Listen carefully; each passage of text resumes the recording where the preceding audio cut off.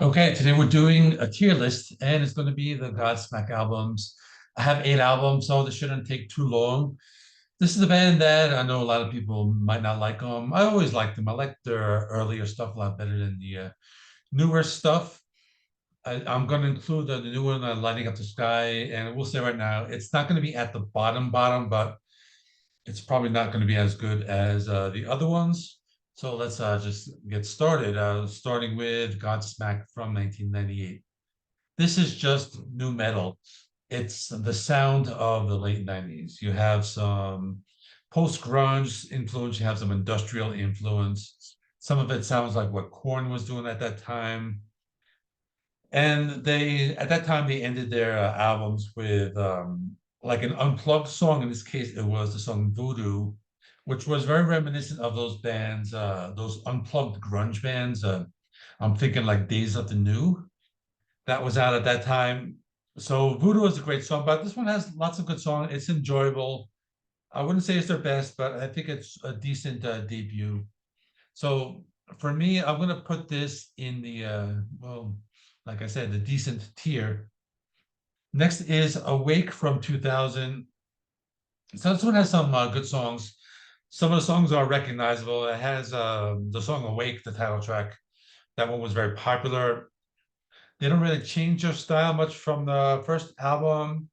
They have some other good songs. I like the song Going Down, and I like the song Mistakes. That's a little more like 2000s metal. I like how like a lot of these songs have nice groove to them. They have nice these bass intros. I like that. And I like this song Vampires. It's an instrumental, but it includes these sound bites. So that's something different. And then they end the album again, similar to like they did with the first album with a song called Spiral, that acoustic grunge of what I'm gonna call it. So this one, another good one. It's strong, decent. I'll put this one a little bit above the debut album. Next is Faceless from 2003.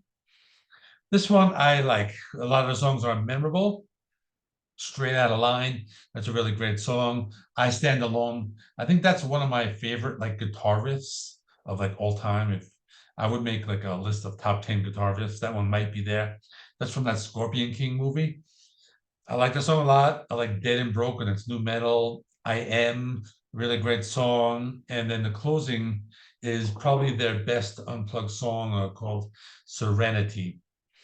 So I'm gonna put this one in the solid tier, and I'm gonna like leave these at here. So everything else is probably gonna be in the bottom three. But let's continue. 2006 is number 4 or IV4. This one I like. They start to experiment a little bit more, not just new metal. Some stuff is like typical Godsmack. Speak is a heavy song. The Enemy is a new metal song. It's heavy, but the problem with this song is the lyrics because they start to do those like Five Finger Death Punch style, like I'm gonna go kick your ass, like that kind of thing. And Godsmack starts to do that around this time. So it does get kind of cheesy, but other songs, they do some different stuff. Like Shine Down has some like blues rock. Hollow is more like acoustic folk.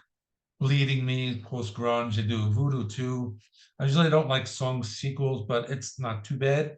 Then Mama is a song more like a Three Doors Down style rock song, and then One Rainy Day, that's like an Alice in Chains Unplugged song. There's a lot of variety on this album, and I'm gonna still put it in the decent tier, but behind these ones here. Okay, that should be over here. They keep moving at me. Okay, next we have the Oracle from 2010. So they're continuing with this macho kick your ass, that kind of thing with the lead single crying like a bitch. This one was used in those like MMA fights, I think, or something along those lines. But very simple song. It's just all like open E, like palm muted very new metal, very Five Finger Death Punch style. But then Saints and Sinners is new metal. War and Peace, more of a classic sound from that Awake era. Love, Hate, Sex, Pain. I like this one. It's a good deep cut, but I think they're going for like that Alice in Chains sound. So it's something different, but I like it. Then What If is more of a post-grunge or unplugged kind of sound. Good Day to Die, that was a pretty decent riff. Then the last song, The Oracle, the longer, more atmospheric songs, a slow builder. I like the guitar riffs, not too bad. And it's a decent album, but I'm gonna not put it in A. I'm gonna put it in mid. So where's that one? Then we have 1000 horsepower from 2014. This is when they start to get a little more like commercial, I would say. It's still a fairly heavy album. We have title track, just straightforward new metal, FM metal, more like grunge with new metal guitars. Something different, that's where they move into the hard rock sound. Generation Day, more of a classic sound. Locked and Loaded, another one with those lyrics like, oh, I'm going to get you, I'm going to beat you up, kick your ass, that kind of thing. I call them those like Five Finger Death Punch style songs. Living in the Gray, I like that one. It's kind of old school sound. It's a good deep cut. Nothing Comes Easy, and they end with Turning to Stone, the typical like unplugged song. So this one, it's okay. I've heard people say it's bad, but I'll put it in meh.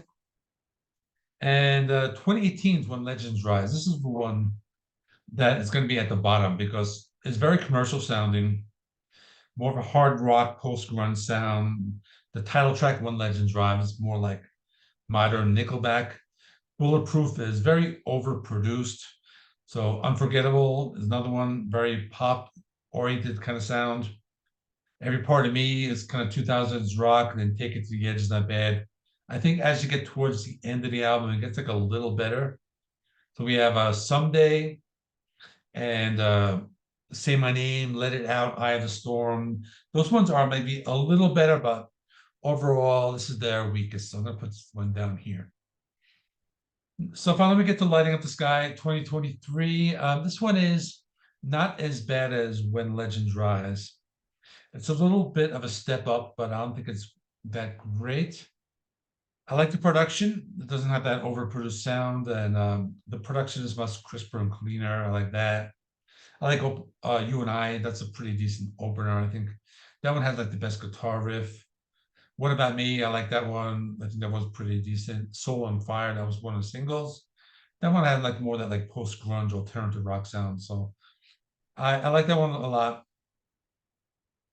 And the rest of the album was okay, not as good as some of their other stuff. I did a full review of this. I don't really need to talk too much about this, but I'm going to put this in meh, but I'll put it in front of I don't let's supposed to call it that, right?